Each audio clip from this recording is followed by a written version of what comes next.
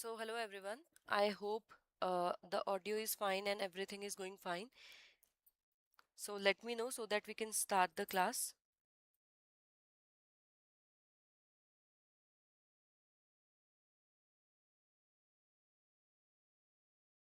Is the audio fine?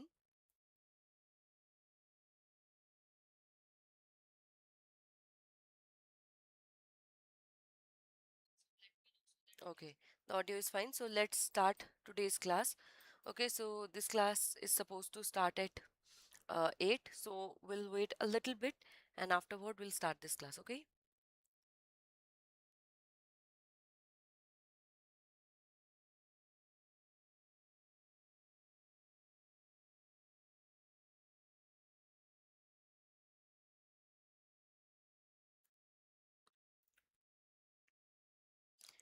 Okay, so students, welcome to EduTap and welcome to the Vijay series. In today's computer class, we will cover the topic of number system and emerging trend. This is going to be the last part of your computer knowledge. अगर आप लोगों को कोई doubt है, आप लोगों को लगता है कि कुछ पूछना है in between, तो I would request you आप क्लास के एंड तक वेट कीजिए please and afterward you can post your doubts okay so students right now will start with the number system. This is one of the most important topic. Okay, the most important topic मैं क्यों कह रही हूँ क्योंकि हर साल अगर हम last year को छोड़ दें हर साल इसमें से देखा गया है एक से दो क्वेश्चन आते ही आते हैं. अब इसमें भी जो डेसिमल नंबर सिस्टम है वो थोड़ा सा ज्यादा इंपॉर्टेंट है. हाँ, वहां पे भी अब थोड़ा सा जो है मॉडिफिकेशन होने लगी है. कैसे? क्योंकि अब थोड़े से जो क्वेश्चन पूछे जा रहे हैं वो फ्रैक्शनल डेसिमल नंबर सिस्टम से पूछे जा रहे हैं जो थोड़ा सा डिफरेंट है ट्रेडिशनली जो हम पढ़ते हैं. तो आज की क्लास में हम उसे भी कवर करेंगे. ओके, तो नंबर सिस्टम इमर्जिंग ट्रेंड दोनों ही टॉपिक बहुत इंपॉर्टेंट है. लास्ट ईयर के एग्जाम में आपने देखा होगा इमर्जिंग ट्रेंड बहुत फोकस में था. इमर्जिंग ट्रेंड कैसे फोकस में था आपने देखा होगा. क्वेश्चन जो है आपके चैट जीपीटी जैसे टॉपिक से लार्ज लैंग्वेज मॉडल जैसे टॉपिक से आ रखे थे. तो वो सभी किसका पार्ट है? इमर्जिंग ट्रेंड का पार्ट है. Okay, so now let's start the class. सबसे पहले नंबर सिस्टम की अगर हम बात करें हमारे पास जो बेसिक नंबर सिस्टम होते हैं वो 4 टाइप्स के होते हैं. ठीक है, कौन कौन से होते हैं? हमारे पास जो नंबर सिस्टम होता है वो है binary number system, octal number system, decimal number system and hexadecimal number system. अब कभी भी जो नंबर सिस्टम होगा उस पे एक बेस होता है. बेस क्या होता है? बेस या इसको आप रेडियक्स बोल सकते हैं. वो क्या होता है कि कितने सिंबल से उस नंबर सिस्टम में सभी चीजें रिप्रेजेंट होंगी. अगर जो हम यूजुअली यूज करते हैं डेसिमल नंबर सिस्टम है, इसमें आपने देखा होगा 0 यूज करते हैं, 1 यूज करते हैं, 2 यूज करते हैं. ये सब क्या है? ये सिंबल्स है. ओके, ये सब क्या है? हमारे सिंबल्स हैं. इनसे क्या बनता है? डेसिमल नंबर सिस्टम बनता है. इसमें अगर आपने कुछ भी रिप्रेजेंट करना हो वो इन्हीं डिजिट से 0 से लेकर 9 तक की डिजिट से रिप्रेजेंट किया जाता है. यहाँ बेस कितने का होता है? 10 का होता है क्योंकि हम 0 से स्टार्ट कर रहे हैं. तो 1 से लेकर 9 तक 9 नंबर हो गए और 0 क्या हो गया? 10th नंबर हो गया. तो बेस कितने का हो गया? 10 का हो गया. बाइनरी की बात करूं, बाइनरी अकेली वो लैंग्वेज है जिसको कंप्यूटर समझ पाता है. और बाइनरी में जो बेस होता है वो कितने का होता है? 2 का होता है. ठीक है, 0 एंड 1. उसके बाद आता है हमारा octal number system. Octal number system क्या है? इसमें हमारे 8 सिंबल्स होते हैं स्टार्टिंग फ्रॉम 0 to 7. सभी नंबर्स होते हैं. ओके, इसमें जो डिजिट्स होती हैं वो कुछ ऐसे दिखती हैं आपको. मतलब 7 के ऊपर कोई डिजिट नहीं दिखेगी. 0 1 2 3 4 5 6 7 इतने से ही सब कुछ बना होगा. ठीक है, देन हमारे पास आ जाता है हेक्साडेसिमल नंबर सिस्टम. ठीक है, हेक्साडेसिमल नंबर सिस्टम में क्या होता है? बेस होता है 16 का. पहले तो जो नंबर होते हैं वो होते हैं 0 से लेकर 9 तक. उसके बाद अल्फाबेट्स भी इसमें यूज किए जाते हैं. अल्फाबेट्स कहाँ से कहाँ तक यूज किए जाते हैं? From A to F. इसमें बेसिकली जो आपका A है वो रिप्रेजेंट करता है 10 को. ठीक है, 9 के बाद 10 आता है, वो रिप्रेजेंट होता है A से. जो इसमें लिख भी लेते हैं, A हमारा क्या हो जाता है? A हमारा हो जाता है 10. ठीक है, उसके बाद B है. B कितना हो जाता है हमारा? 11. C कितना हो जाता है हमारा? 12. D 13, E 14 and F 15. Okay, so this you will have to remember. अगर आप भूल भी जाए तो वैसे इतना कोई मुश्किल नहीं है, ए बी सी डी ऐसे करके आप काउंट कर सकते हैं। ओके, तो ये हमारे क्या हो गई, सभी के सभी नंबर सिस्टम हो गए हैं। अब आपने एक और चीज देखनी है। देखो, बाइनरी नंबर सिस्टम में हम जीरो और वन का क्यों यूज करते हैं? जो जीरो होता है ये यहाँ पे रिप्रेजेंट करता है absence of a pulse. Computer actual में पल्स को समझता है, इलेक्ट्रिक पल्स जो होती है ना, जाती है, उनको समझता है।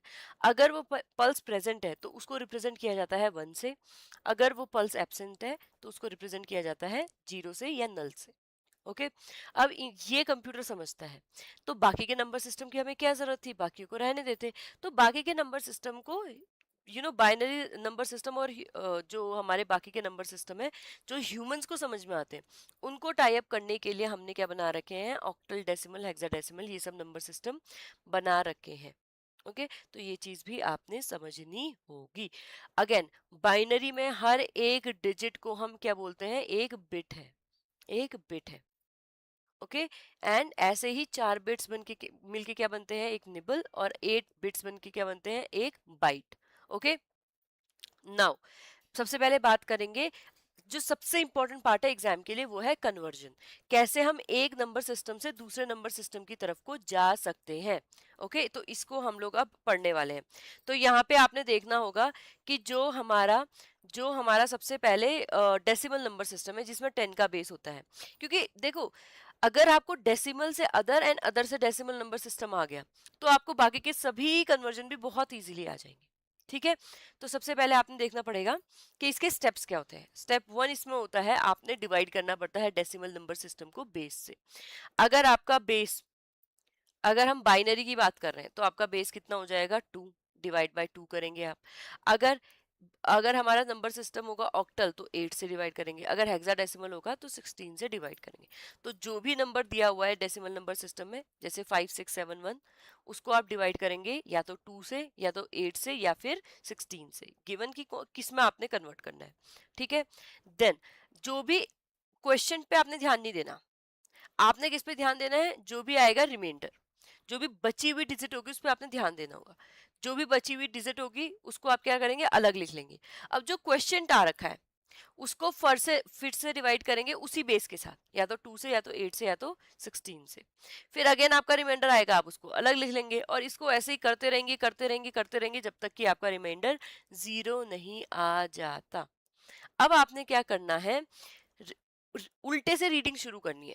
जो आपका रिमाइंडर सबसे पहले आया था उसको सबसे सबसे लास्ट में लिखना है। ठीक है, तो जो सबसे लास्ट में रिमाइंडर आएगा वो क्या बन जाएगा, मोस्ट सिग्निफिकेंट डिजिट। इसका मतलब आप उसको फर्स्ट में लिखेंगे, उसके बाद लिखते लिखते लिखते जो आपका फर्स्ट में रिमाइंडर आया था वो क्या बन जाएगा, लीस्ट सिग्निफिकेंट डिजिट, उसको आप लास्ट में लिखेंगे। इस अब ये आपको वैसे थ्योरी में ना समझना बहुत इजी है भी नहीं, तो इसको हम क्या करेंगे, इसको हम देखते हैं कि इसको एक्चुअल में करना कैसे है। आपके पास एक नंबर है 29, इसको आपने कन्वर्ट करना है, ये डेसिमल में है, और नंबर को ना रिप्रेजेंट एक्चुअल में ऐसे किया जाता है। देखो, नंबर को लिखा जाता है एंड नीचे यहाँ पे उसके बेस को लिखा जाता है। अगर ऐसे है, ये मतलब ऑक्टल है। अगर ऐसे कुछ लिखा हुआ है, इसका मतलब ये हेक्साडेसिमल नंबर सिस्टम है, ये आपको बेस से पता चल जाएगा। ओके, तो ये चीज आपने देखनी होती है। नाउ अब एक बार इसके एग्जांपल को हम लोग ट्राई कर लेंगे। तो हमारे पास जो नंबर है वो 29 डेसिमल में था, इसको हमने बाइनरी में कन्वर्ट करना है। अब आप यहाँ देख सकते हो इसको कैसे करेंगे। तो पहले स्टेप में हमने क्या किया, नंबर को पिक किया 29, अब इसको बाइनरी में करना है। बाइनरी का बेस कितना होता है, 2, तो इसको किससे डिवाइड कर दिया 29 को, 2 से। क्वेश्चन कितना आया हमारा, 14। ये रिमाइंडर हमारा इंपॉर्टेंट है, इसको हमने यहाँ लिख लिया। अब उसके बाद जो 14 आया है इसको फर्दर हम डिवाइड करेंगे 2 के साथ।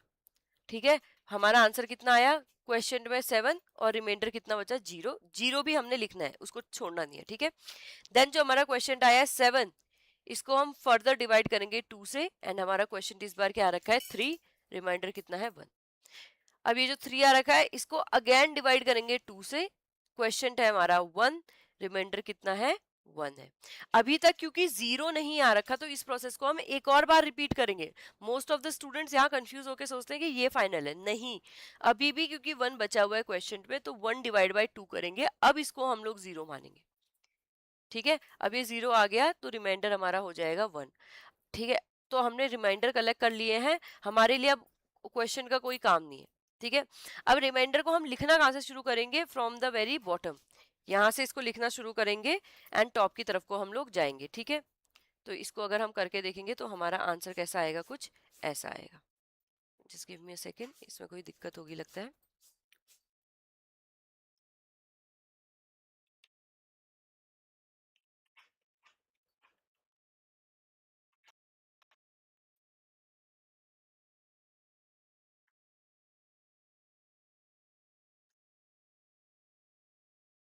Okay, just give me a second.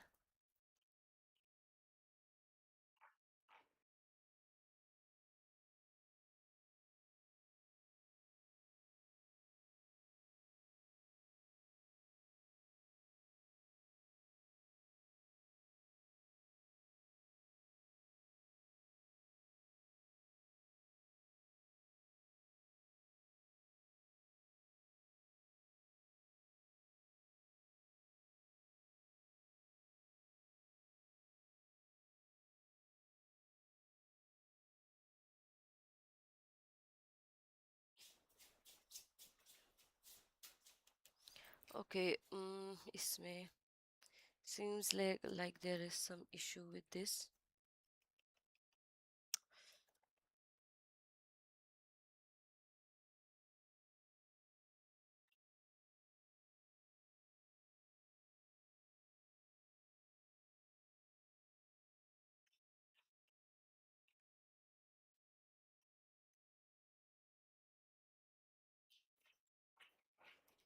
Okay, let's reopen it.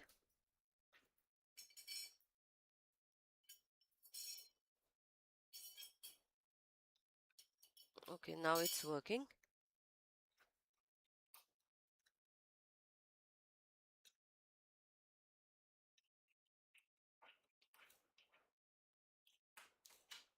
Okay, okay, let's do it again.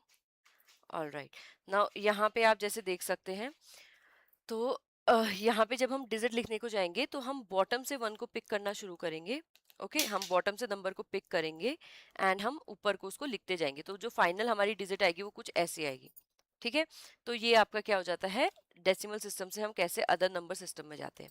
अगर यहीं पे हमने जो नंबर है हमारा, जो जिसमें हमने कन्वर्ट करना हो वो डेसिमल से, अगर हेक्साडेसिमल होता तो हम 16 से करते, अगर ऑक्टल होता तो 8 से करते। उसके भी हम एक एक एग्जाम्पल पिक करेंगे। ठीक है, तो सबसे पहले हमें क्या करना है? बाइनरी हमारा है और हमने इसको 42 से करके देखना है। ठीक है, लेट्स से बाइनरी बाइनरी में हमने कन्वर्ट करना है डेसिमल से, एंड नंबर हमारे पास क्या है? 42। 42 को हमने बाइनरी में करना है, प्रेजेंट में ये हेक्साडेसिमल में है। ठीक है, तो इसको करने का तरीका हम अब ये खुद से करेंगे। अगर आपके पास भी मीन है, अगर कॉपी पेपर आपके पास पहले से है, तो आप क्या कर सकते हैं? थोड़ी देर रुक के इसको कर लीजिए। ठीक है, साथ में सॉल्व करने की कोशिश कीजिए। तो सबसे पहले आपने क्या करना है?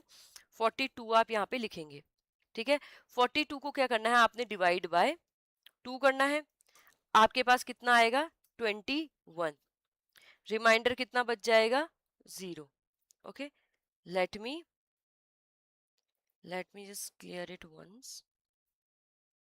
ठीक है, 42 आपने किया, इसको डिवाइड किया आपने 2 से, बचा कितना? आपका क्वेश्चन जो आता है वो कितना आया? 21। रिमाइंडर को हम यहाँ पे लिखते हैं 0 आ रखा है। ठीक है, उसके बाद हमने क्या किया? ये 21 है, इसको अगेन डिवाइड किया 2 से, हमारा क्वेश्चन कितना आ रखा है? 10। ठीक है, और रिमाइंडर कितना आ जाएगा? 1, क्योंकि 21, 20 इंटू 2 कितना होता है? 10 इंटू 2 कितना होता है? 20, और 1 रिमाइंडर में है। ठीक है, अब इस 10 को अगेन डिवाइड करेंगे किससे? 2 से, तो कितना आएगा हमारा? 5। क्वेश्चन में हमारा आ गया 5, एंड यहाँ कितना आ गया? 0। ठीक है, देन 5 को हम फिर डिवाइड करेंगे 2 से, तो कितना आ जाएगा? 5 डिवाइड बाई 2 हमारा कितना हो जाएगा? 2 रिमाइंडर में आ जाएगा, सॉरी 2 हमारा क्वेश्चन बच जाएगा, एंड यहाँ बच जाएगा 1। ठीक है, देन हम 2 को डिवाइड करेंगे 2 से, तो हमारा यहाँ कितना बच, क्वेश्चन कितना आ जाएगा? 1, एंड यहाँ रिमाइंडर कितना आ जाएगा? क्योंकि 2 से 2 कंप्लीट जाता है तो 0। देन हमने क्या किया? यहाँ 0 लिख लेते हैं। देन हमने क्या किया? यहाँ 1 बचा था, इसको भी डिवाइड बाई 2 करेंगे, ठीक है। तो अब जो हमारा फाइनल क्वेश्चन है वो कितना हो जाएगा 0, एंड यहाँ रिमाइंडर कितना बचेगा 1, क्योंकि 1 2 से डिवाइड नहीं हुआ, इसलिए कितना बचा 1। अब जब हमने इसको लिखना शुरू करेंगे तो हम क्या करेंगे, ऑपोजिट से लिखना शुरू करेंगे। तो हमारा कितना हो जाएगा, यहाँ से लिखना शुरू करेंगे हम। तो लास्ट डिजिट थी हमारी 1, उससे पहले था 0, उससे पहले था हमारा, सॉरी, उससे पहले हमारा था 1, उससे पहले हमारा था 0, उससे पहले हमारा था 1, उससे पहले हमारा था 0। सो अगर हम बाइनरी 40, अगर हम 42 जो कि डेसिमल में है इसको बाइनरी में करेंगे तो हमारा आंसर कितना आएगा, 1 0 1 0 1 0। ये किसमें है, बाइनरी में है। ठीक है, तो आई होप ये आपको पूरा क्लियर हो गया होगा। ओके, नेक्स्ट कर लेते हैं ऑक्टल नंबर सिस्टम को। बाइनरी हमने कर लिया है, अब करेंगे हम ऑक्टल नंबर सिस्टम को। ऑक्टल में बेस कितना है, 8 है। ठीक है, अब 8 जब हम बेस के साथ कर रहे हैं, हमारे पास नंबर कितना है, 75। तो 75 को सिंपली आपने क्या करना है, 8 से डिवाइड करना है, 8 से डिवाइड करना है। तो आपका क्वेश्चन कितना आ जाएगा, क्वेश्चन आपका आ जाएगा, सॉरी, 8 9 जा। ठीक है, तो क्वेश्चन कितना आया आपका 9, और यहाँ रिमाइंडर कितना बचेगा आपका 3। ठीक है, रिमाइंडर कितना बच जाएगा आपका 3 बच जाएगा 72 से करके। अब ये जो 9 है इसको फर्दर आप डिवाइड करेंगे किससे, 8 से। तो आपका क्वेश्चन कितना आ जाएगा, क्वेश्चन आप कितना निकालेंगे, इसमें इजी है क्वेश्चन तब तो, 8 1 जा 8, 8 1 जा 8, एंड यहाँ पे रिमाइंडर कितना बच जाएगा 1। ठीक है, क्वेश्चन भी और रिमाइंडर भी 1 है। अब ये जो क्वेश्चन वाला 1 है इसको आप डिवाइड करेंगे 8 के साथ। अब आपका क्वेश्चन आ जाएगा 0 और रिमाइंडर अभी भी बच जाएगा 1। ठीक है, तो अगेन जब हम रीड करना शुरू करेंगे बॉटम मोस्ट से स्टार्ट करेंगे तो कितना बच जाएगा, कितना हो जाएगा हमारा 1 1 3। तो जब ऑक्टल को हम लोग जो हमारा बाइनरी में 75 है इसको जब हम कन्वर्ट कर रहे हैं, सॉरी बाइनरी में नहीं, डेसिमल में जो हमारा 75 है इसको जब कन्वर्ट कर रहे हैं ऑक्टल में तो हमारा क्या आ रहा है 1 1 3। ठीक है, अब ये चीज यहाँ पे आपको नोटिस करनी होगी, ऑल दो जो नंबर ऑक्टल में हम लोग यूज करते हैं, ठीक है, 0 से लेकर 7 तक, वो बाइनरी में डेसिमल में सब में यूज हो रहे हैं, लेकिन इसका ये मतलब नहीं है कि आंसर सेम आएगा। डेसिमल में भी 75 नंबर 775 को हम यूज करते हैं, ऑक्टल में भी हम 75 को यूज करते हैं, लेकिन डेसिमल का 75 और ऑक्टल का 75 क्या है, बहुत डिफरेंट है। ठीक है, लास्ट हमारे पास आता है हेक्साडेसिमल। हेक्साडेसिमल में कन्वर्ट करना है, अगर 45 हमारे पास है, इसकी पावर है डेसिमल में ही। ठीक है, तो इस बार 45 को किससे डिवाइड करेंगे, विद 16। ठीक है, तो हमारा क्वेश्चन कितना आ जाएगा 2। ठीक है, 16 2 जा हम लोग करेंगे और हमारा क्वेश्चन कितना आ जाएगा 2 आ जाएगा। अब हमारा बचा हुआ जो रिमाइंडर होगा, बचा हुआ जो रिमाइंडर होगा वो कितना होगा, वो होगा हमारा, सॉरी 13, वो हमारा कितना बच जाएगा 13। ठीक है, ये हालांकि बहुत अच्छा नहीं है बट आई होप आपको समझ में आ रहा हो। ठीक है, अगेन 45 को हमने 16 से डिवाइड किया, क्या गया, हम लोगों ने उसके बाद क्या किया, यहाँ पे हमने ले लिया कि भाई ठीक है 32 हम लोग यूज करेंगे, 13 हमारा बच जाएगा। 16 3 जा तो हम जा नहीं सकते, 2 जा तक ही जा सकते हैं। ठीक है, तो 16 2 हमारा क्या है, क्वेश्चन है, एंड 13 क्या है, हमारा रिमाइंडर है। अब 13 ऑल्दो आपको बहुत बड़ा लग रहा होगा, अभी तक हमारा किसी और नंबर सिस्टम में आया नहीं है, बट हेक्साडेसिमल नंबर सिस्टम में हमने पहले बोल दिया अप टू 16 जो है एक्सेप्टेबल है। ठीक है, तो यहाँ 2 हमारा आता है तो 2 डिवाइड बाय अगेन कर लेंगे 16। तो अब क्या होगा देखो, रिमाइंडर क्वेश्चन, अब क्वेश्चन कितना आ जाएगा 0, क्योंकि जा नहीं सकता है पूरा, एंड यहाँ रिमाइंडर 2 ऐसा का ऐसा ही बच जाएगा। तो अब हमारे पास जो डिजिट है, अगर उल्टे से रीड करना शुरू करें, 2 और 13 है। हावेवर आपको याद रखना है कि हेक्साडेसिमल में 13 किससे रिप्रेजेंट होता है, 13 आपका रिप्रेजेंट होता है, 10 होता है ए से, 11 होता है बी से, ऐसे करके अगर आप देखेंगे तो यहाँ 13 पहुंचते पहुंचते हम डी में आ जाएंगे। तो आपका जो एक्चुअल आंसर है वो है 2D। 45 को जब आप कन्वर्ट करेंगे हेक्साडेसिमल में तो आपका आंसर आएगा 2D। ठीक है, this is how you do the conversion. तीनों ही आपको समझ में आ गए। एक सिंपल स्टेप आपने याद रखना, और उसके लिए भी आपने याद रखना है, डेसिमल से आप कहीं पे भी जाएंगे आपने डिवाइड करना है। डेसिमल से कहीं पे भी जाएंगे आपने डिवाइड करना है। किससे डिवाइड करना है, बेस से डिवाइड करना है। कब तक डिवाइड करना है, जब तक क्वेश्चन 0 नहीं आ जाता। ध्यान में किसको रखना है, रिमाइंडर को। रीड कैसे करना है, नीचे से ऊपर। तो ये स्टेप आपको याद होने चाहिए। सबसे पहले अगर डेसिमल से कहीं जाना है, डिवाइड करना है। किससे डिवाइड करना है? जहां पे भी जाना है। अगर आपने डेसिमल से बाइनरी जाना है तो 2 से डिवाइड कर दो, डेसिमल से ऑक्टल जाना है तो 8 से डिवाइड कर दो, डेसिमल से हेक्साडेसिमल जाना है तो 16 से डिवाइड कर दो। समझ में आ गई इतनी चीज आपको? सेकंड स्टेप, आपने क्वेश्चन को डिवाइड करते रहना है जब तक कि वो जीरो ना हो जाए। क्वेश्चन को डिवाइड करते रहना है जब तक कि वो जीरो ना हो जाए। क्वेश्चन को डिवाइड करते रहना है जब तक कि वो जीरो ना हो जाए। लेकिन संभाल के किसको रखना है? रिमाइंडर को। संभाल के किसको रखना है? रिमाइंडर को। ठीक है। अब रिमाइंडर को यूज करने का तरीका तो बहुत इजी है कि आप बॉटम से जाके टॉप मोस्ट की तरफ उसको रीड करेंगे। Okay, so this is how you do the conversion from decimal to any number. अब इसी का ऑपोजिट सीख लेते हैं। जब हमने किसी भी नंबर सिस्टम से डेसिमल में जाना है, तो देखो जब हम डेसिमल से दूर जा रहे थे तो हम डिवाइड कर रहे थे। तो अगर हम ये चाहते हैं कि हमारी जो डिजिट्स है हम डेसिमल की तरफ आए, तो हम क्या करेंगे? मल्टीप्लाई। डेसिमल से दूर जाएंगे तो डिवाइड, डेसिमल की तरफ आएंगे तो मल्टीप्लाई। किससे मल्टीप्लाई? बेस से। जहां से आ रहे हो वहां से मल्टीप्लाई। ठीक है। अगर आप 2 से आ रहे हो तो 2 से मल्टीप्लाई, 3 से आ रहे हो, सॉरी ऑक्टल से आ रहे हो तो 8 से मल्टीप्लाई, हेक्साडेसिमल से आ रहे हो तो 16 से मल्टीप्लाई। ये आपने करना होता है। सिंपल फॉर्मूला है, जो भी डिजिट होगी उसकी बेस से एंड बेस में पावर लगानी है। अब पावर कैसे यूज करते हैं उसका भी मैं आपको तरीका बताती हूँ। एक ये एग्जाम्पल है। ठीक है। ये हालांकि बहुत लंबा एग्जाम्पल था तो इसको मैंने पहले ही लिख लिया ताकि इतनी सारी कैलकुलेशन यहीं पे ना करनी पड़े। ठीक है। तो हमारे पास जो हेक्साडेसिमल का नंबर सिस्टम है वो है 19DE FDE। ठीक है। इसको हमने कन्वर्ट करना है डेसिमल में। तो सबसे पहले हमने इंडिविजुअल डिजिट लिख ली, 1, 9, F, F मतलब 15, D मतलब 13, E मतलब 14। ठीक है। ये हमने डिजिट्स लिख ली। अब हमने क्या किया? शुरू करना है हमने फ्रॉम द वेरी लेफ्ट।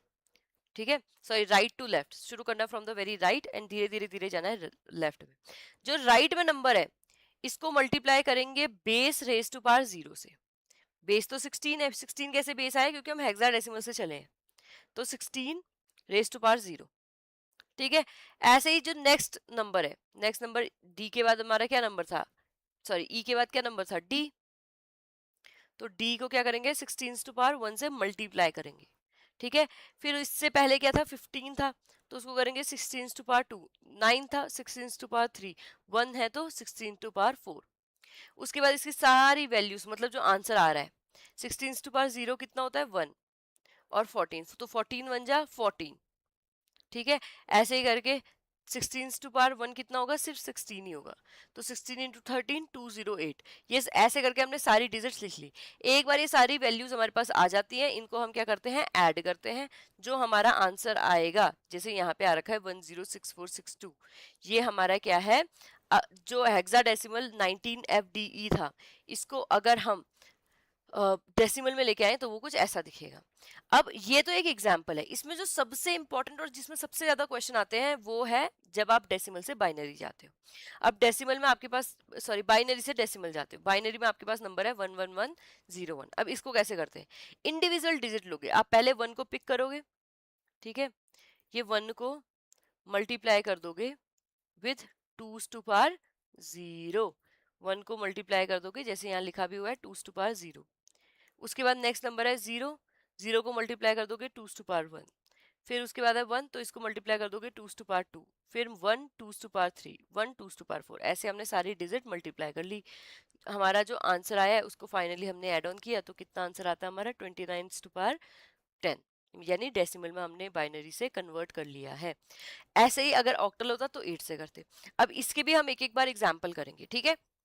अभी आप सोच रहे होंगे कि मुझे, देखिए ये वाले क्वेश्चन ऐसे है ना, अगर आप एक बार इनकी प्रैक्टिस कर ले तो आपको इतना ज्यादा लिखने की जरूरत नहीं पड़ेगी। आप ना इसको कुछ ऐसा लिखोगे जैसे 1 1 1 0 1। ठीक है। आप यहीं पे लिख दोगे 2 टू पावर 0, 2 टू पावर, यहाँ 1 तो अपने आप हो जाएगा तो 2 to power 2, 2 to power 3, 2 to power 4। अब 0 से कोई चीज मल्टीप्लाई होती है तो 0 आता है, तो आप डायरेक्टली करने लग जाओगे। तो ये हो गया है 2, ये हो गया है 4, ये हो गया है 8, ये हो गया है 16। आप मतलब इतनी छोटे एरिया में आप कर लोगे। आपको इसको बहुत एक्सपेंड करने की जरूरत नहीं पड़ेगी। ठीक है। तो ये बहुत जल्दी क्वेश्चन हो जाते हैं। अभी आपको मैं धीरे से समझा रही हूँ, बहुत लंबा मेथड करके दिखा रही हूँ, तो अभी आपको हो सकता है थोड़ा सा लगे कि यार ये ना टाइम बहुत ले रहा है। ठीक है। बट अभी मैं आपको एक शॉर्टकट की भी दिखाऊंगी जो, अगर आप एक बार शीट याद कर ले तो आपको इतना सब करने की जरूरत ही नहीं है। आपको पेन उठाने की ही जरूरत नहीं है, बस आप थोड़ा सा याद करके चीजों को इसको कर लोगे। लेकिन अगर गलती से आपने वो क्वेश्चन गलत कर दिया या आपको वो शीट उस टाइम पे याद नहीं आती है, तो आपको ये वाले मेथड भी पता होने चाहिए, ठीक है, इसीलिए हम ये मेथड कर रहे हैं। नाउ अगर हमने बाइनरी से जाना है, बाइनरी के हमारे पास जो डिजिट है वो है 1011, और हमने कहाँ जाना है, हमने जाना है अपना डेसिमल नंबर सिस्टम में, ठीक है। तो हम क्या करेंगे, हमारे पास डिजिट है 1011, इसको मल्टीप्लाई कर देंगे टूज टू पावर 0 के साथ, इसको मल्टीप्लाई कर देंगे टूज टू पावर 1 के साथ, इसको मल्टीप्लाई कर देंगे टूज टू पावर 2 के साथ, और इसको मल्टीप्लाई कर देंगे टूज टू पावर 3 के पास, ठीक है। तो हमने ऐसे कुछ मल्टीप्लाई कर देंगे। ओके, अब यहाँ देखो टूज टू पावर 0 होता है 1, तो 1 1 जा हम लिखेंगे 1। यहाँ टूज टू पावर 1 होता है 2, तो 2 2 जा 2 1 जा 2। यहाँ 0 है तो ऑटोमेटिकली 0 आ गया, 2 3 8, और 8 प्लस 2 कितना होता है, 8 प्लस 2 होता है 10, एंड 10 प्लस 1 कितना होता है, 10 प्लस 1 होता है 13। तो हमारा यहाँ पे आंसर कितना आ जाता है, हमारा यहाँ पे सॉरी 13, सॉरी 11, 8 प्लस 2 होता है 10 और 1 करेंगे तो 11, तो 11 हमारा क्या आ जाएगा, आंसर आ जाएगा इन द कौन से नंबर सिस्टम में, डेसिमल में, ठीक है। डेसिमल नंबर सिस्टम में अगर 1011 को हम बाइनरी में करेंगे तो हमारा आंसर कितना आ जाएगा, 11, ठीक है। अब ऑक्टल में करते हैं, हमारे पास डिजिट है 25, ठीक है। ये जो 5 है इसको हम मल्टीप्लाई करेंगे with 8 to power, second 8 to power 0, और 2 को मल्टीप्लाई करेंगे 8 टू पावर 1 के साथ। अब 8 टू पावर 0 कितना होगा, 1 ही होता है, किसी की भी पावर 0 होती है तो उसको 1 लिखते हैं, तो 5 1 जा यहाँ आ जाएगा 5, ठीक है। और ऐसे ही 2 8 जा 16, तो हमारा फाइनल आंसर कितना आएगा, 21। आई होप ये भी आपको अच्छे से समझ में आ गया होगा। अब नेक्स्ट जो हम करेंगे वो करेंगे हेक्साडेसिमल नंबर सिस्टम, हमारे पास है 2B16, ओके, 2B16, एक एक डिजिट को पकड़ेंगे, यहाँ पे पहले 6 को करेंगे, तो 6 को हम मल्टीप्लाई करेंगे 16 टू पावर 0 के साथ, ठीक है। 1 को मल्टीप्लाई करेंगे, 1 को मल्टीप्लाई करेंगे सॉरी 16 टू पावर 1 के साथ। ऐसे बी को मल्टीप्लाई करेंगे हम, अब बी कितना होता है, ए आपका होता है 10, तो बी आपका कितना होता है 11, बी कितना होता है आपका 11 होता है, तो बी को हम किसकी तरह रिप्रेजेंट करेंगे, 11 की तरह, तो 11 multiply by 16 to power 2, and lastly हमारा क्या बच जाता है 2, ठीक है 2, तो 2 को मल्टीप्लाई करेंगे हम, सॉरी इसमें ना जगह बिल्कुल नहीं बची है, लेट मी क्लियर इट थोड़ा सा, ठीक है इसको,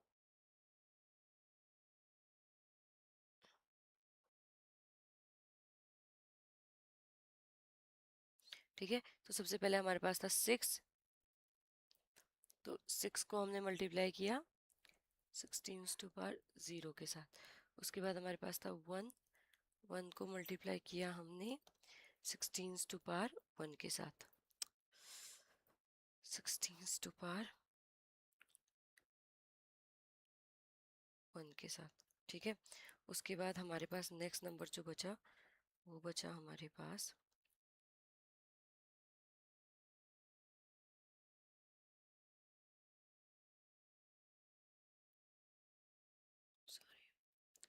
बी, बी मतलब 11, 11 multiply by 16 to power 2, and जो हमारे पास 2 बचा है इसको फाइनली हमने मल्टीप्लाई किया विद 16 टू पावर 3। अब देखो जो हमारे पास सबसे इजी बचता है वो हमारे पास क्या है,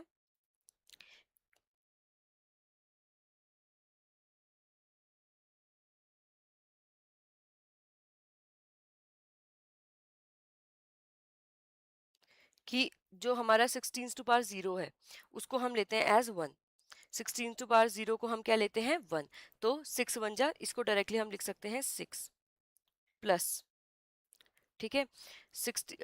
उसके बाद हमारे पास आता है 16 टू पावर 0, 16 टू पावर 1, ठीक है।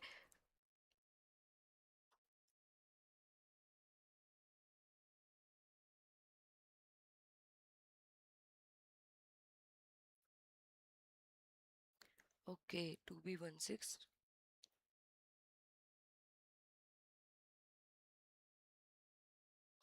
उसके बाद हमारे पास आता है 1 नेक्स्ट। 1 को हम मल्टीप्लाई कर रहे हैं विद 16 टू पावर 1 के साथ। तो इसमें क्या आ जाता है, इसमें तो सिंपल है, देखो 16 1 जा 16 होता है हमारे पास, तो इसको हम सिंपल लिख सकते हैं 16। ठीक है 16। अब हमने क्या करना है, अब हम सिंपल करेंगे कि बी जो है हमारा वो कितना है 11। ठीक है एंड 16 टू पावर कितना है 2। तो 16 इंटू 16 कितना होता है 256। 256 को हम मल्टीप्लाई करेंगे विद 11, तो हमारा नंबर कितना आएगा 2816। ठीक है 2816। नेक्स्ट हम करेंगे 16 मल्टीप्लाई बाय 16 टू पावर 3। ठीक है तो 16 टू पावर 3 कितना होता है 4096। अब इसको मल्टीप्लाई करेंगे विद 2, तो हमारा कितना आ जाएगा 8192। तो 8192 प्लस 2816 प्लस 16 प्लस 6। ठीक है तो 8192 प्लस 2816 प्लस 16 प्लस 6, तो टोटल हमारा आ जाता है 11030। ये हमारा किस में आ गया है, ये हमारा आ गया है डेसिमल में। ठीक है तो ये थोड़ा सा लंबा लॉन्ग है, इतने लंबे मेथड आपके आएंगे नहीं, ये जस्ट एग्जांपल के लिए मैंने डाला हुआ है। मैंने खुद भी इसके लिए कैलकुलेटर ही यूज कर रखा है। ठीक है तो आपको इतना पैनिक होने की जरूरत नहीं है, इतनी डिजिट आपकी आती नहीं है। ऑल्दो देखो दूसरे नंबर सिस्टम आपके कम ही पूछे जाते हैं, ज्यादातर हेक्साडेसिमल एंड बाइनरी में आते हैं। ठीक है बट ये समझना आपके लिए क्यों जरूरी था, क्योंकि अगर आपको ये दो चीजें समझ में आ गई कि how to go from any number system to decimal and how to go from decimal number system to any number, तो आपके लिए ये समझना इजी हो जाएगा कि हम दूसरे कन्वर्जन सिस्टम जैसे ऑक्टल से हेक्साडेसिमल जाना है या हेक्साडेसिमल से बाइनरी, बाइनरी तो वैसे इजी है, जैसे हेक्साडेसिमल से आपने ऑक्टल जाना है तो ये कैसे करेंगे। ठीक है ये आपके लिए बहुत इजी हो जाते हैं। एंड अभी मैंने आपको कहा था मैं आपको शॉर्टकट भी दिखाऊंगी, तो this is the shortcut for you, आप इसमें से देख सकते हैं। देखो डेसिमल नंबर सिस्टम में अगर कोई डिजिट है 6, तो उसको हम बाइनरी में कैसे रिप्रेजेंट करते हैं 0110 से। ऑक्टल में कैसे रिप्रेजेंट करते हैं with the number 6 also, and hex में कैसे करते हैं 6s। तो आपने किसी से भी बाइनरी में जाना हो, आप बस इस चार्ट को अगर याद कर लेंगे तो आपके लिए क्या होने वाला है, बहुत ही इजी होने वाला है। ठीक है आप इसको इजीली रिमेम्बर मेमोराइज कर सकते हैं कि अगर हमने डेसिमल से बाइनरी या बाइनरी से ऑक्टल या बाइनरी से हेक्सा या हेक्सा से बाइनरी जाना है तो कैसे करना है। देखो करना क्या होता है, हमने बेसिकली हमने अगर मेरे पास कोई नंबर है, देखो डेसिमल का जो बेस होता है वो कितना होता है, डेसिमल का बेस होता है 10, बाइनरी का बेस होता है 2, ऑक्टल का होता है 8 एंड हेक्साडेसिमल का कितना होता है 16। अब ये जो 8 है इसको आप और कैसे लिख सकते हो 2 टू पावर 3 की तरह। हेक्साडेसिमल को आप कैसे लिख सकते हो 2 टू पावर, 2 टू पावर किसकी तरह, सॉरी 2 टू पावर 4 की तरह। ठीक है तो यहाँ आप क्या करते हो, अगर आपको कोई नंबर है दिया हुआ है बाइनरी में और आपने उसको ऑक्टल में करना है, तो आप क्या करते हो 3 3 3 3 का ग्रुप बनाते हो, वो 3 रिप्रेजेंट कौन सा नंबर रिप्रेजेंट कर रही है ये देखते हो और उसके बाद उसको ऑक्टल में कन्वर्ट कर पाते हो। सिमिलरली अगर हेक्साडेसिमल में है तो क्या करते हो आप इसको हेक्साडेसिमल से आप उसको क्या करते हो 4 4 का पेयर बनाते हो एंड देन फाइनल कन्वर्ट करते हो, इसको भी हम देखेंगे। ठीक है जैसे कि नंबर आपका नॉर्मल आपका नंबर सिस्टम है, जैसे आपने बेस अगर किसी भी नॉन डेसिमल नंबर सिस्टम से किसी और नॉन डेसिमल नंबर सिस्टम में जाना है, उसके दो तरीके हैं। सबसे पहले तो आप क्या करो, एक नंबर को लो, ठीक है उसको सबसे पहले क्या करो डेसिमल में कन्वर्ट करो। जैसे आपके पास अगर ऑक्टल से आपने जाना है हेक्साडेसिमल में, तो आप सबसे पहले ऑक्टल से किस में जाओगे डेसिमल में। इसका मैंने आपको बता दिया, अगर हम कहीं से भी डेसिमल की तरफ आते हैं तो क्या करते हैं मल्टीप्लाई करते हैं, रिपीटेड मल्टीप्लाई करते हैं 8 से। ठीक है 8 to power 0, 8 to power 1, 8 to power 2, इस तरीके से। एंड उसके बाद जब आपके पास डेसिमल में नंबर आ गया, फिर आप क्या करोगे उससे हेक्साडेसिमल में जाओगे, कैसे डिवाइड बाय 16, डिवाइड बाय 16 और रिमाइंडर नोट करते रहेंगे इस तरीके से। एक तो ये तरीका होता है, ठीक है कि सबसे पहले आप सोर्स से डेसिमल की तरफ जाओ, फिर डेसिमल को बेस में कन्वर्ट कर दो। दूसरा तरीका क्या है बीच में बाइनरी, जो शॉर्टकट हमने शीट यूज किया है वो। ठीक है जैसे ऑक्टल है तो ऑक्टल में आप क्या कर लो 3 3 के पेयर बना लो, तो बाइनरी में आपको पता चल गया कि ये बाइनरी में क्या होगा। फिर उसके जैसे कि लेट्स से ये नंबर है, आपको मैंने नंबर दिया ऑक्टल नंबर दे रखा है 54। ठीक है, आपने इसको कन्वर्ट करना है। तो आप क्या करोगे, पहले देखोगे, पहले देखोगे कि ये 5 और 4 है, तो ये 4 किन ऑक्टल में, क्योंकि ऑक्टल में बेस कितना होता है 8, 8 मतलब 2 टू पावर 3, तो 4 को रिप्रेजेंट करने के लिए कौन से 3 नंबर होते हैं, तो 4 में गए आप, आपने देखा यहाँ कौन से नंबर है 0 1 0 0, तो इसमें पहले 0 को आप हटा सकते हो, ठीक है, तो आपके पास नंबर क्या आ गए 1 0 0, आपने 4 को ऐसे रिप्रेजेंट कर दिया। ऐसे अब आप 5 के पास गए, 5 में आपने देखा क्या है, 5 में आपके पास था 0 1 0 1, ठीक है, रिप्रेजेंट करने के लिए, तो आपने क्या किया ऐसे लिख दिया 0 1 0 1। अब आपने क्या किया, इसके 4 4 के पेयर बनाए, ठीक है, आपने 4 के पेयर बनाए क्योंकि आपने हेक्साडेसिमल में जाना है, यहाँ 4 के पेयर बनाए, फिर आपने देख लिया कि आपका जो 1 1 0 0 है वो कौन सा, किसको रिप्रेजेंट करता है, ठीक है, और आपने यहाँ देख लिया कि 0 1 0 1 है, ये क्या रिप्रेजेंट करता है, 0 0 1 0, ठीक है, ये क्या रिप्रेजेंट करता है, ठीक है, तो आपने उसको लिख लिया फाइनली, ठीक है। इस तरीके से आप क्या करते हो, इस तरीके से आप कन्वर्जन भी कर सकते हो। ऑल राइट, नाउ आपके होमवर्क के लिए आपके पास क्या क्वेश्चन है, आपने इनको कन्वर्ट करना है, ठीक है, आपने कुछ इन नंबर्स को कन्वर्ट करके देखना है, ऑल्दो मैंने आपको करके दे दिए हैं, आंसर आपके पास है पहले, लेकिन आप कोशिश क्या कीजिए, पहले बाइनरी से ऑक्टल जाइए लॉन्ग मेथड से, इसको सॉल्व कीजिए, ठीक है, आंसर आपके पास है, देन आप ऑक्टल से बाइनरी जाइए, देन बाइनरी से हेक्साडेसिमल जाइए, एंड हेक्साडेसिमल से आप बाइनरी जा सकते हैं, ठीक है, तो इनको आप अच्छे से करेंगे, ओके, इनको आप अच्छे से करेंगे। नाउ यहाँ पे एक जो आपके लिए इंपॉर्टेंट हो जाता है, ये आपको मैंने छोटी सी स्ट्रैटेजी दे रखी है इन बिटवीन, क्योंकि ये चैप्टर बहुत ज्यादा इंपॉर्टेंट है, ठीक है, तो ये मैंने आपको कुछ दे रखे हैं। नाउ यहाँ पे अगर हम इनको देखें, एक क्वेश्चन आपके पास ये आता है जो पिछले साल भी आया था, ये आपके पास एक नंबर है, ठीक है, इसको आपने कन्वर्ट करना है इनटू फ्रैक्शनल बाइनरी। अब फ्रैक्शनल बाइनरी में क्या करें, ये फ्रैक्शनल बाइनरी होती है, ये तो मैंने आपको बताया नहीं, तो ये थोड़ा सा अलग कॉन्सेप्ट है, इसको भी हम कवर करेंगे। जब फ्रैक्शनल आ जाता है तो हम कुछ इस तरीके से बात करते हैं, 1 upon 2 to power 0, 1 upon 2 to power 2, हम कुछ ऐसे बात कर रहे होते हैं, ठीक है, फ्रैक्शन में।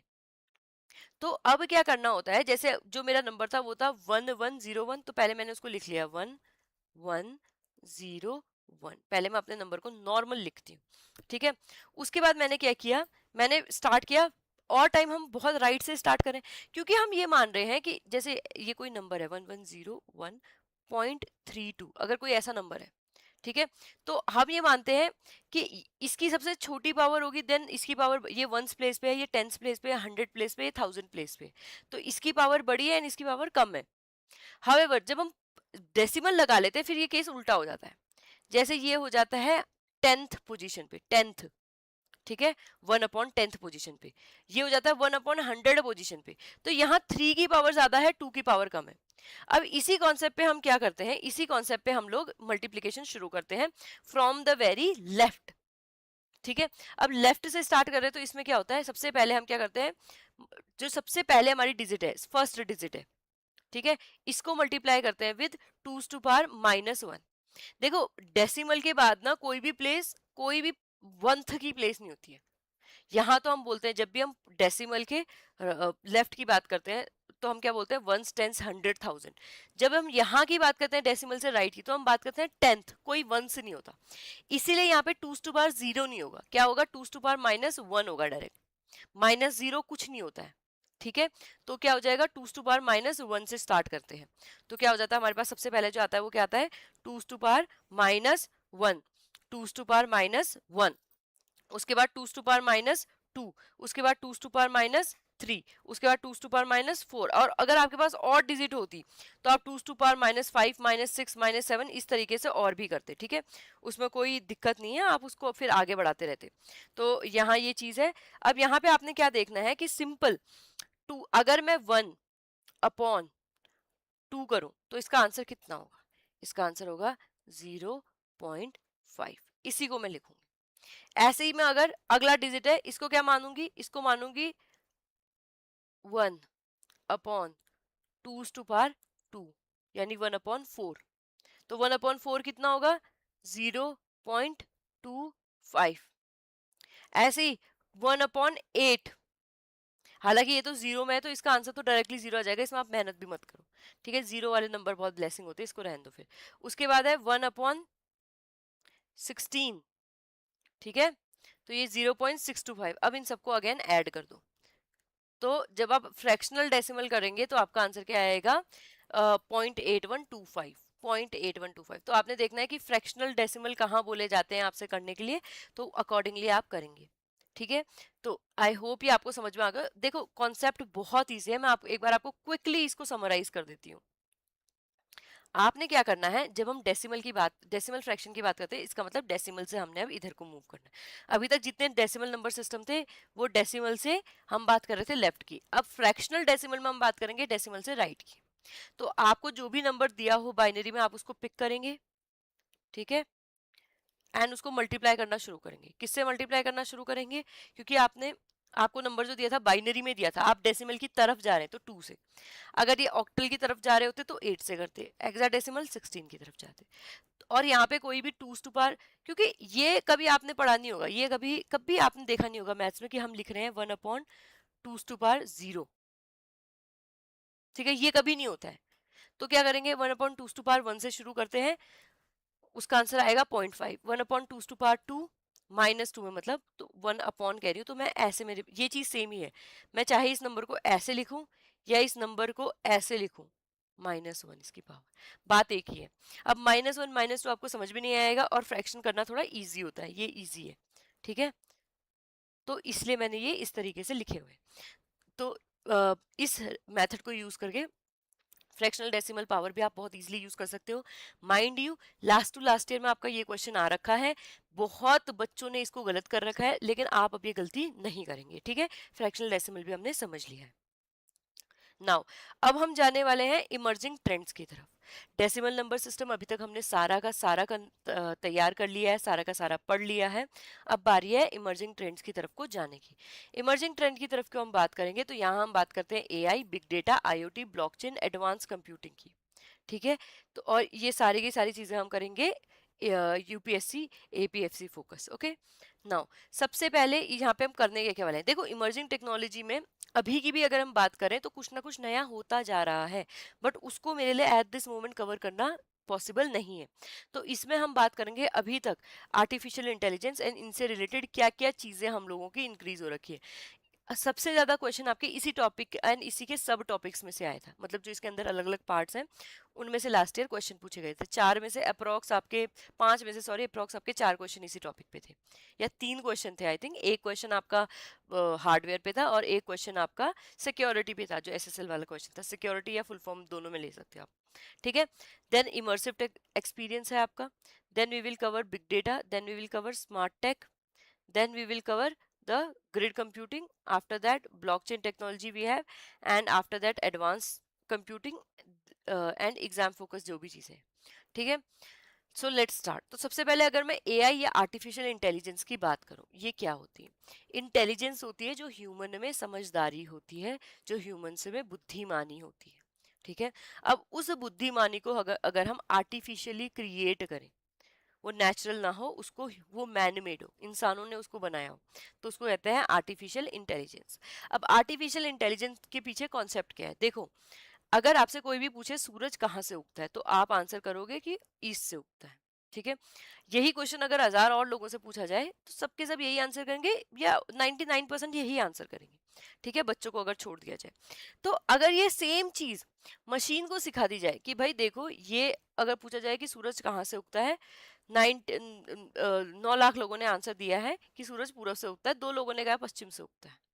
तो अब अगर तुमसे कोई पूछे कि सूरज कहाँ से उगता है, तो you know the answer. Machine ने पूरा पैटर्न स्टडी किया कि ठीक है, जब भी ये पूछा जा रहा है सूरज कहाँ से उगता है, तो मुझे बताना है कि ईस्ट से उगता है। ठीक है, तो ये क्या हो गया, मशीन ने लर्न कर लिया है। ठीक है, मशीन ने लर्न कर लिया है। तो ये हो गया पहला कॉन्सेप्ट आर्टिफिशियल इंटेलिजेंस का। दूसरा है रीजनिंग।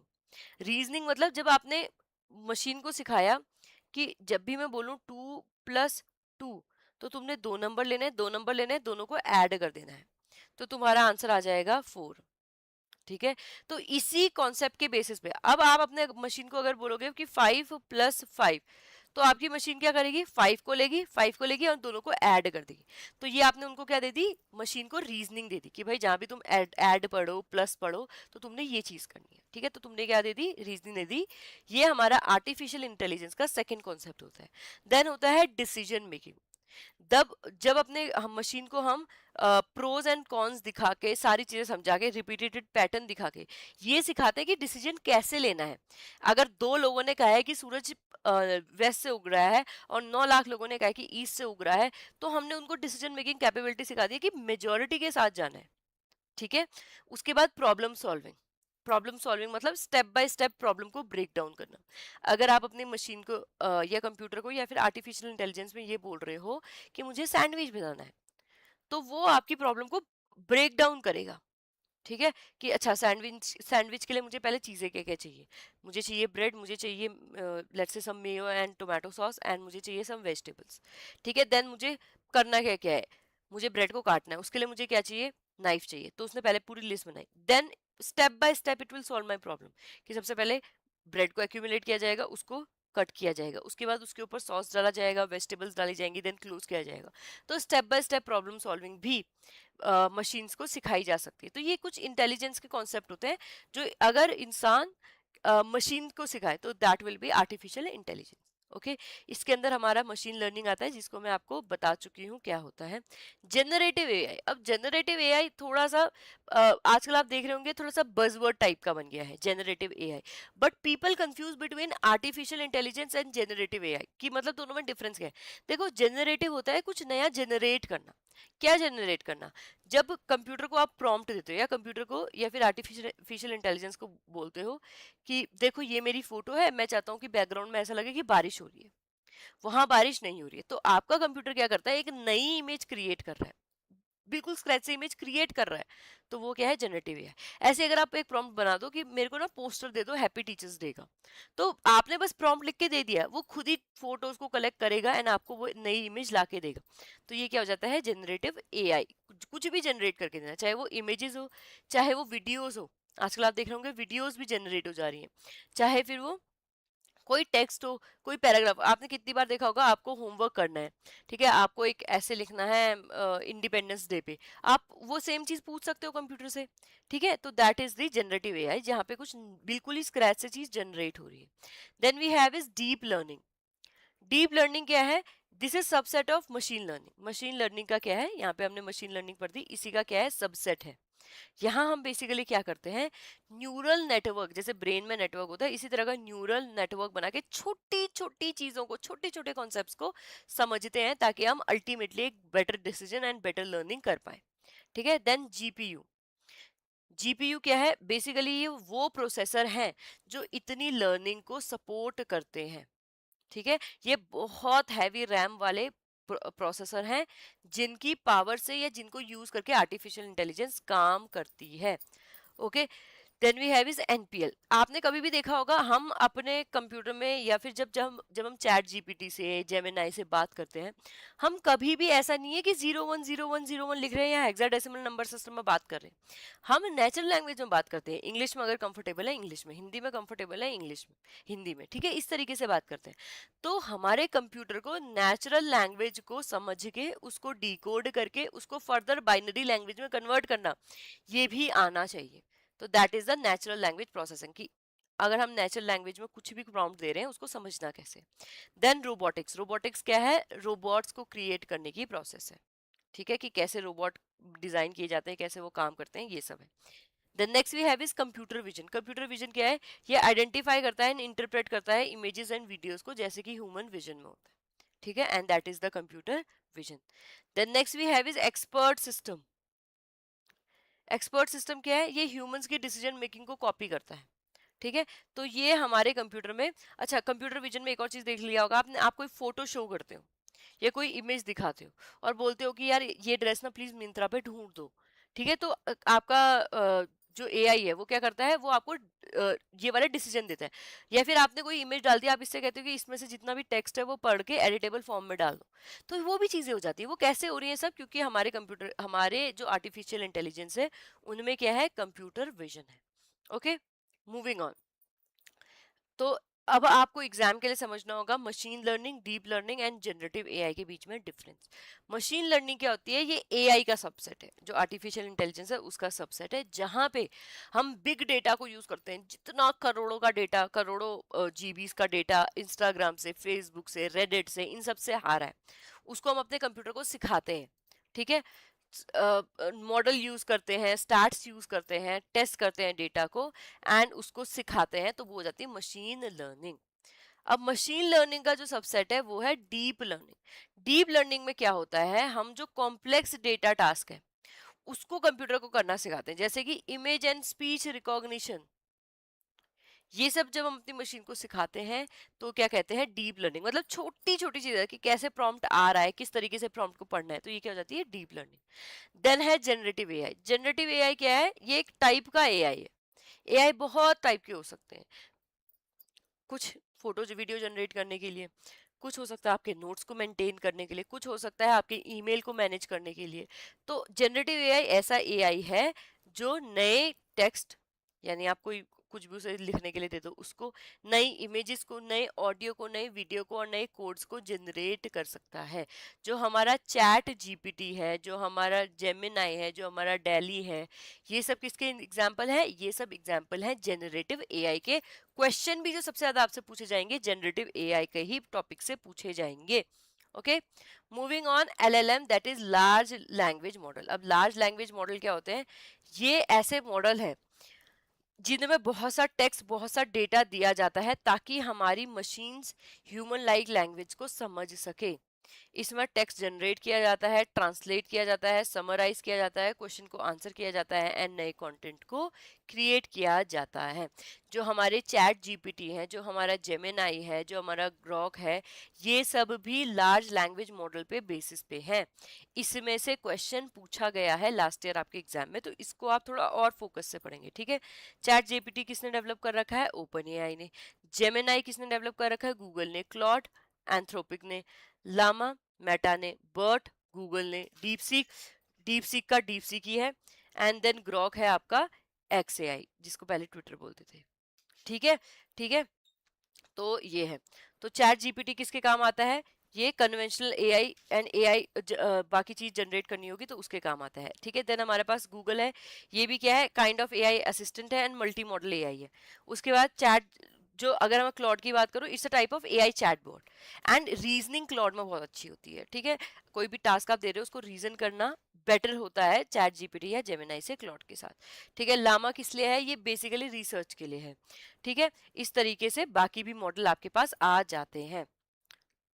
मूविंग ऑन, अब बात कर लेते हैं natural language processing, robotics and computer vision की। तो नेचुरल लैंग्वेज प्रोसेसिंग की बात करें तो यहाँ क्या होता है? ह्यूमन एंड कंप्यूटर के बीच में किसी ह्यूमन लैंग्वेज में बात की जाएगी। हम बाइनरी में बात नहीं कर सकते, हम हेक्साडेसिमल में बात नहीं कर सकते, तो हम किस तरीके से बात करें, ये सब प्रोसेस किया जाता है, चेक किया जाता है in the natural language processing. Then next we have is robotics. Robotics में क्या होता है? इसमें हम डिजाइन करते हैं एंड कंस्ट्रक्ट करते हैं रोबोट्स को। रोबोट्स कैसे होते हैं? ह्यूमनॉइड टाइप होते हैं। ह्यूमन टाइप रोबोट आपने सोफिया देखा होगा, काफी चाइनीज रोबोट आपने देखे होंगे, डॉग शेप में रोबोट आपने देखे होंगे, पूरी कंट्रोवर्सी हुई थी। तो ये सब क्या होते हैं? Robotics. Then computer vision. Computer vision में क्या होते हैं? हम कोई भी वीडियो, कोई भी फोटो, कोई भी स्क्रीनशॉट अपने कंप्यूटर को देते हैं एंड कंप्यूटर हमारा उसको, जैसे हम कोई चीज पहचानते हैं कि अरे ये तो कुत्ता है, अरे ये तो घास है, अरे ये तो कार है, फोटो को देख के, ऐसे ही हमारे कंप्यूटर भी पहचानता है। हमने उसको फोटो दे रखी है एंड वो कहता है अच्छा ये तो कार है, ये तुम्हारी कार है, इस तरह के क्वेश्चन पूछता है। तो ये क्या हो रहा है? हमारा कंप्यूटर विजन बोलते हैं इसको। ठीक है, ये थोड़ा सा नया कॉन्सेप्ट है बट यस, इसमें से भी क्वेश्चन पूछे जा सकते हैं। इसके एग्जाम्पल आपको दे रखे हैं, जैसे हम नेचुरल लैंग्वेज प्रोसेसिंग की बात करें तो वॉइस असिस्टेंट में, सीरी में, अलेक्सा में आपका नेचुरल लैंग्वेज प्रोसेसिंग ही होती है। देन लैंग्वेज ट्रांसलेशन में। ठीक है, रोबोटिक्स की बात करें, रोबोटिक्स की एप्लीकेशन क्या है? मेडिकल सर्जरी, स्पेस रिसर्च में। देन कंप्यूटर विजन की बात करें तो facial recognition, medical imaging, imaging, ये सब किस में होता है? Computer vision. Okay, moving on, moving on, हमारे पास है इमर्सिव एक्सपीरियंस। इसमें क्या आते हैं? वीआर और एआर, यानी virtual reality and augmented reality आती है। ठीक है, a computer generated 3 dimension environment that allow us to interact, that allow us to interact with the surroundings, ठीक है। तो बेसिकली वीआर में देखो क्या होता है, वीआर में हम क्या करते हैं, अपने आप को, हम अपने इन्वायरमेंट को चेंज करते हैं, ठीक है। हम अपने इन्वायरमेंट को चेंज करते हैं और हम ऐसा दिखाते हैं कि हम उस इन्वायरमेंट में, जो भी हमारे आर्टिफिशियल इन्वायरमेंट है उसमें हम एग्जिस्ट कर रहे हैं। इसमें आपने देखा होगा गॉगल्स आते हैं बड़े से, वो क्या करते हैं, हमारे कंप्लीट इन्वायरमेंट को चेंज कर देते हैं। उसमें हमें ये नहीं पता चलता कि हम अभी है कहाँ पे, ठीक है, ऐसी चीजें। वहीं पे अगर मैं ऑगमेंटेड रियलिटी की बात करूँ तो इसमें हम 3D होलोग्राम की बात कर रहे हैं। आपने देखा होगा काफी बार कुछ टेक्निक्स आती हैं जिनसे ऐसा लगेगा कि 3D में चीजें एग्जिस्ट करें। इसमें रियल वर्ल्ड में हम चीजों को रीजनरेट कर रहे हैं, हम कोई नया वर्ल्ड नहीं बना रहे। वीआर में क्या हो रहा है, हम जा रहे हैं किसी और वर्ल्ड में गेमिंग के लिए या जस्ट एक्सपीरियंस के लिए, हम अपने इन्वायरमेंट को चेंज कर रहे हैं, हम वहीं पे। ऑगमेंटेड रियलिटी में क्या है, हम रियलिटी को चेंज नहीं कर रहे हैं, इन्वायरमेंट ऐसा ही, यहाँ पे हम क्या कर रहे हैं, कुछ वर्चुअली क्रिएट कर रहे हैं, ठीक है। तो ये हमारा हो जाता है virtual reality and augmented reality. Now let's talk about the big data. Big data क्या होता है, आपने देखा होगा, अगर आज की हम बात करें, इंस्टाग्राम पे एक दिन में कितनी पोस्ट आ रही है, अगर हम एक्स की बात करें तो एक दिन में कितने सारे लोग ट्वीट कर रहे हैं, अगर ऐसे ही हम बात करें फेसबुक की, कितने सारे लोग फोटो अपलोड करें, रेडिट में डेली के डेली कितने क्वेश्चन पूछे जा रहे हैं, ठीक है, यूट्यूब में देख रहे होंगे कितनी वीडियोस आ रही हैं। तो इतना सब कुछ डेटा, ये किसके लिए यूज हो सकता है, हमारे एआई मॉडल को ट्रेन करने के लिए, हमारी मशीन्स को बेटर बनाने के लिए। तो इनको हम लोग बोलते हैं बिग डेटा। जो बिलियन ट्रिलियन में डेटा आ रहा है उसको हम क्या बोलते हैं, बिग डेटा। तो बिग डेटा की कुछ कैरेक्टरिस्टिक होते हैं, पहला होता है वॉल्यूम। दैट मीन्स जो हमारा डेटा होता है उसका साइज क्या होता है, बहुत ज्यादा होता है, इसको हमने अच्छे से मेंटेन करना होता है। देन हमारे पास आती है वेलोसिटी। डेटा आ भी बहुत स्पीड से रहा है, ऐसा नहीं है कि आज इंडिया से डेटा आ गया तो आज इंडिया, फिर इंडिया नहीं दे रहा है, कल चाइना से आएगा, परसों रशिया से आएगा, उसके बाद यूएस से आएगा, ऐसा दिन डेडिकेटेड है। एक ही दिन में, एक ही मिली सेकेंड में डेटा लगातार आ रहा है, ठीक है, हर जगह से, हर कंट्री से, वेरियस जोग्राफिकल लोकेशन में, वेरियस टाइप्स में आ रहा है।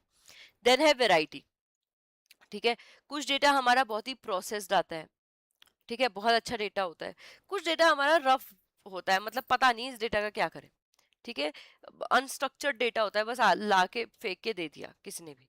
तो ये भी क्या हो गया, वैरायटी होगी। उसके अलावा आपने देखा होगा कुछ डेटा हमारा टेक्स्ट में आता है, कुछ डेटा हमारा इमेज में आता है, कुछ डेटा हमारा ऑडियो फाइल में आता है, कुछ डेटा हमारा वीडियो फाइल में आता है। तो अलग अलग वैरायटी भी डेटा में होती है, ठीक है। देन है वेरासिटी, डेटा पे हम कितना ट्रस्ट कर सकते हैं। कुछ डेटा हमारा क्या होगा, बेकार का नॉइजी डेटा, जिसका कोई यूज नहीं है। जो इंसान ये कह रहा है कि सूरज वेस्ट से उगता है, उसका डेटा नॉइस ही तो है, ठीक है। तो इस तरह का डेटा भी जनरेट होता है। Lastly value.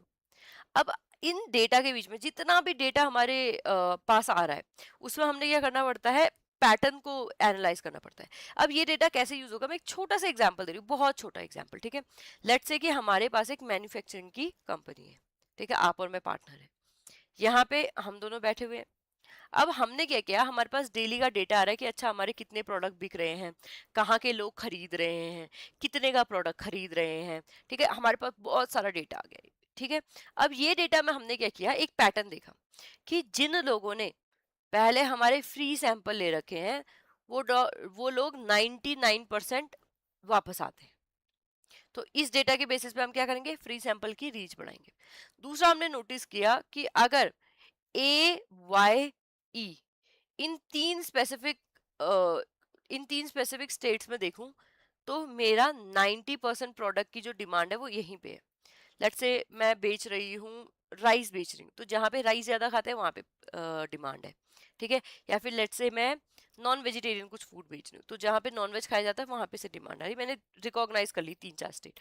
तो अब मैं क्या करूंगी, मैं कोशिश करूंगी कि जो मेरी वहां की लाइंस है, ठीक है, जो मेरी वहां पे सामान डिलीवर करने की लाइंस है वो और भी स्मूथ हो, ताकि मैं वहां डेली डेली अगर हो पाए तो मैं छोटा छोटा वेयर हाउस भी वहां पे खोल लूंगी, क्योंकि वहां से मेरी 90% डिमांड ड्राइव हो रही है। इसके अलावा मैंने ये भी देखा कि मेरे एडवर्टीजमेंट से, जो मैं एक्स्ट्रा एडवर्टीजमेंट कर रहा हूँ उससे मेरा सिर्फ 4% का इंक्रीज आया। तो मैं क्या करूंगी, लेट से जो मैं गूगल ऐड दे रही थी उससे मेरा सिर्फ 4% क्लिक हो रखे हैं, जिसमें सिर्फ 1% लोगों ने बाइंग की है। तो मैं क्या करूंगी, इसको बंद कर दूंगी, क्योंकि हो सकता है लोगों ने बाइंग की हो 100 रुपए की और मेरे एड में जा रहे हो 1000 रुपए। तो मैंने देख लिया कि ये वर्थ इट नहीं है। तो देखो मेरे पास डेटा आया था, लेकिन जब तक मैंने उसको प्रोसेस करके उसमें पैटर्न नहीं ढूंढे, तब तक मैं उस डेटा को यूज नहीं कर पाई, ठीक है, ये तो एक ही तरह का एग्जांपल है। ऐसे ही ये डेटा एजुकेशन में यूज हो सकता है, ये डेटा सोशल वेलफेयर के लिए यूज हो सकता है। ठीक है, कि कहाँ पे किस टाइप के लोगों को किस टाइप की बेनिफिशियल स्कीम चाहिए, इस तरह का मतलब डेटा को हम लोग ड्राइव कर सकते हैं अगर हम उनके हिडन पैटर्न को पहचानने की कोशिश करें। Okay, moving on, smart and connected technologies. Next जो हम पढ़ रहे हैं, हम पढ़ेंगे उन टेक्नोलॉजीज के बारे में जो हमारी मशीन्स को और हमें जोड़ के रखती हैं। तो इसमें हम लोग बात करने वाले हैं आईओटी की। सबसे पहले आईओटी में आ जाता है इंटरनेट ऑफ थिंग्स। इसमें हम लोग क्या करते हैं, जितनी भी हमारी डिवाइसेस हैं, जितनी भी हमारी हार्डवेयर डिवाइसेस जिनमें सॉफ्टवेयर डला हुआ है, उनको हम लोग कनेक्ट करते हैं थ्रू द नेटवर्क। जैसे कि मेरी वॉशिंग मशीन, जैसे कि मेरा फ्रिज, जैसे कि मेरा माइक्रोवेव, इन सभी को मैं ये करती हूँ कनेक्ट कर लेती हूँ नेटवर्क से। फायदे से इसका फायदा क्या होगा, उसी नेटवर्क में मैं अपना फोन कनेक्ट करके इन मशीन्स को यूज कर सकती हूँ। अगर मैं वॉशिंग मशीन ऑफ करना भूल गई, मैं रास्ते में हूँ, इंटरनेट से मैं भी कनेक्टेड हूँ, मेरी वॉशिंग मशीन भी कनेक्टेड है, मैं यहाँ से कमांड दूंगी, मेरी वॉशिंग मशीन बंद हो जाएगी। तो this is called as internet of things. Then next है हमारा web of things. Web of things में क्या होता है, यहाँ बेसिकली जितने हमारे ऑफिसेज हैं, स्मार्ट ऑफिस है, स्मार्ट होम्स है, स्मार्ट का मतलब क्या है कि सब कनेक्टेड है इंटरनेट से। ठीक है, उनको हम लोग फर्दर एक जगह पे कनेक्ट करके बना रहे हैं वेब ऑफ थिंग्स। ठीक है, फिजिकल वर्ल्ड में हम ऑफिसेज को, घरों को एज अ बल्क में क्या कर रहे हैं, कनेक्ट कर रहे हैं नेटवर्क से, और एक वेब टाइप बना रहे हैं, तो उसको कहते हैं वेब ऑफ थिंग्स। ठीक है, then we have a smart cities. Smart cities क्या होती हैं, जिन सिटीज को डिजाइन इस तरीके से किया जाता है कि वहां के जो फिजिकल इंफ्रास्ट्रक्चर है उसको कनेक्ट, जैसे आपने देखा होगा कि आजकल बसेज हैं, आप ये देख सकते हैं अपने ऐप से कि यार मेरी जो बस है वो एक्स वाई जेड जो बस स्टॉप है उसमें कितने बजे पहुंचेगी, या अभी करंटली कौन सी बस आने वाली है, कौन सी नहीं आने वाली, या अभी करंटली जीपीएस लोकेशन बसेस में डली हुई है और मुझे पता चल रहा है कि मेरी जो बस है वो कहाँ पे है और कितनी देर में पहुंच जाएगी। तो all these makes smart cities. ठीक है, सारी की सारी चीजें कनेक्टेड है, एंड उससे क्या हो रहा है, फैसिलिटेशन में बहुत इजीली हेल्प मिल रही है। तो this is known as smart cities. Okay, next we have is grid computing. Grid computing क्या होता है, ये ऐसे वर्चुअल सिस्टम है जहां पे लार्ज कॉम्प्लेक्स कंप्यूटेशन प्रॉब्लम को हम लोग सॉल्व कर सकते हैं। ठीक है, ग्रिड बेसिकली क्या होता है, जब हम लोग डेटा को या कंप्यूटर में जो जो सीपीयू है बेसिकली उसको प्रोसेस करने के लिए हमें पता है कि यार इसमें ना बहुत दिक्कत होने वाली, तो हम उस केस में क्या करते हैं, हम उस केस में इन सबको आपस में अ, इस तरीके से डिस्ट्रीब्यूट करते हैं या इस तरीके से प्रिपेयर करते हैं कि ये ह्यूज अमाउंट ऑफ डेटा को सपोर्ट कर पाए। तो उनको हम क्या बोलते हैं, ग्रिड। ठीक है, इसके लिए हम क्या करते हैं, आपका कंप्यूटर है, मेरा कंप्यूटर है, और यहाँ पे जो 20 लोग और हैं, 50 लोग और हैं, या 10,000 लोग और हैं, या 50 लाख लोग और हैं, उन सभी के कंप्यूटर को एक साथ कनेक्ट करके एक बड़ा कंप्यूटर, सुपर कंप्यूटर टाइप बना देते हैं। देखिए मेरे सीपीयू में हो सकता है 2 GB की चीज प्रोसेस हो सकती है, आपके सीपीयू में 5 GB की, किसी के सीपीयू में 10 GB की, किसी के सीपीयू में 20 GB, फिर 8 GB, 10 GB, 1 GB, 16 GB, 15, ऐसे कर कर कर करके हमने जब साथ में एक ही चीज को प्रोसेस करने लगे, हो सकता है हम 5 लाख जीबी की चीज को प्रोसेस कर दे। 20 मैं करूंगी, सॉरी 10 में मेरा कंप्यूटर करेगा, 20 आपका कंप्यूटर करेगा, 80 किसी और का कंप्यूटर करेगा, इस तरीके से। तो हमने क्या किया है, हम अलग अलग जगह पे लेकिन हमें कनेक्ट नेटवर्क से जुड़े और हम एक ही चीज को प्रोसेस कर रहे हैं, तो that is the grid computing. और ये जिसकी मैंने आपको बात बताई दैट इज द सीपीयू या प्रोसेस ग्रिड। ठीक है, इसी तरीके से डेटा ग्रिड भी होता है। डेटा ग्रिड क्या है, जब मैं बहुत सारे कंप्यूटर को कनेक्ट कर रही हूँ डेटा मैनेजमेंट के लिए। मेरे पास 1 TB स्पेस है, आपके पास 2 TB स्पेस है, किसी के पास 5 TB होगी, किसी के पास 2 TB अगेन होगी, 1 TB 2 TB, ऐसे करके हो सकता है हमारे पास 5000 TB स्पेस आ जाए। ठीक है, तो अब हम क्या करेंगे, अब हम कोई भी चीज को अच्छे से स्टोर कर पाएंगे। तो ग्रिड कंप्यूटिंग बेसिकली बात करता है कि छोटी छोटी छोटी छोटी कंप्यूटर यूनिट्स जो अलग अलग जगहों पे है, उनको कनेक्ट करके आप क्या बनाओ, एक बड़ी कैपेसिटी वाला कंप्यूटर बनाओ। चाहे वो कैपेसिटी डेटा की हो तो आप डेटा ग्रिड बोलोगे, और वो कंप्यूटिंग की हुई तो आप कंप्यूटर या प्रोसेसर ग्रिड उसको बोलोगे। ओके, नाउ मूविंग ऑन, अब बात करते हैं सबसे इंटरेस्टिंग ब्लॉकचेन टेक्नोलॉजी की। आपने क्रिप्टो कॉइन एंड ऑल चीजें सुनी होगी, उसी से रिलेटेड हम लोग बात कर रहे हैं। ठीक है, तो ब्लॉकचेन टेक्नोलॉजी की जब हम बात करते हैं, ये क्या काम करता है या इसमें क्या होता है, देखो ये एक तरह की डायरी है। ठीक है, एक तरह का लेजर है जिसमें जितनी भी आपने ट्रांजेक्शन, जितने भी आपने, ऐसा समझ लो पेटीएम में या गूगल पे में जितने भी आपने ट्रांजेक्शन किए वो स्टोर हो रहे हैं। बट वो सिर्फ आपके फोन में स्टोर नहीं हो रहे, वो आपके पापा के फोन में, आपकी मम्मी के फोन में, आपके भाई के फोन में, आपके रिश्तेदारों के फोन में भी स्टोर हो रहे हैं। तो अगर आपने कोई ट्रांजैक्शन डिलीट अपने फोन से कर भी दिया तो उनके फोन में डेटा क्या है, मेंटेन्ड है।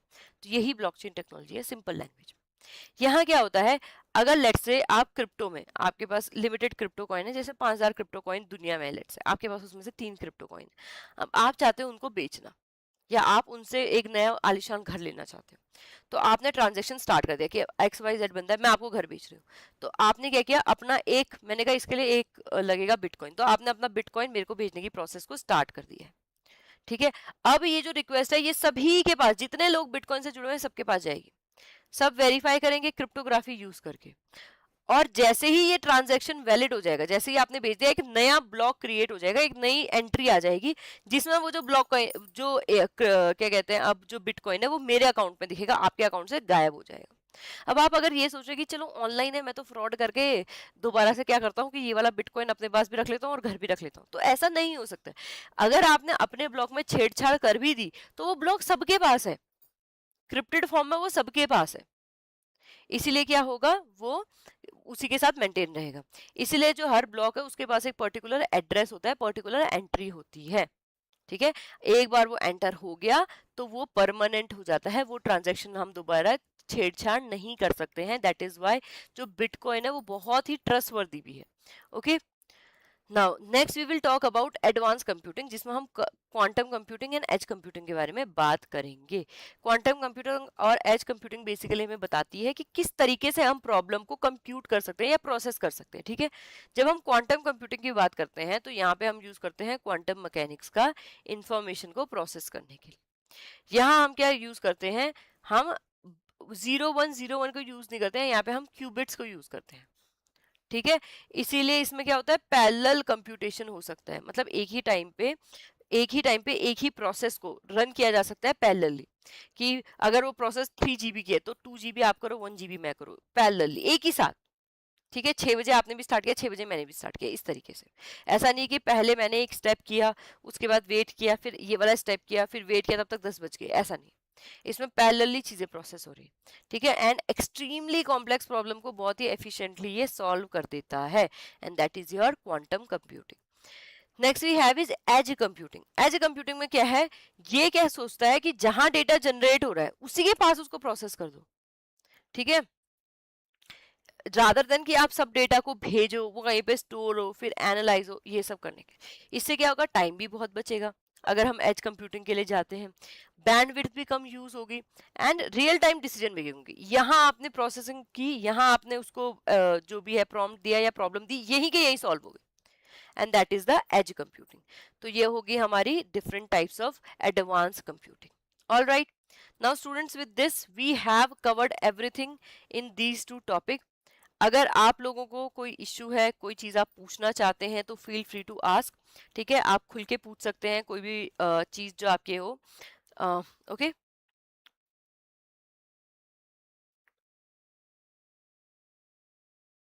Okay, so students, with this we have covered all the chapters. हमने सब चीजें खत्म कर ली हैं, हमारे पास ऐसा कोई टॉपिक नहीं बचा। अगर कोई इन बिटवीन टॉपिक आता है तो बीच बीच में हम बताते रहेंगे। अगर आपके यूपीएससी ईपीएफओ से रिलेटेड कोई भी डाउट्स हैं, कोई भी क्वेश्चन है, तो उसके लिए Kuldeep sir will help you.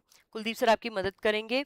And इसके अलावा students, do check out the description of this video, वहां पे आपको हमारे कोर्सेज मिल जाएंगे, जिसमें से एक है डेमो कोर्स। डेमो कोर्स जब आप एक लिंक पे क्लिक करते हैं, आपको जस्ट नॉमिनल सी फीस पे करनी है।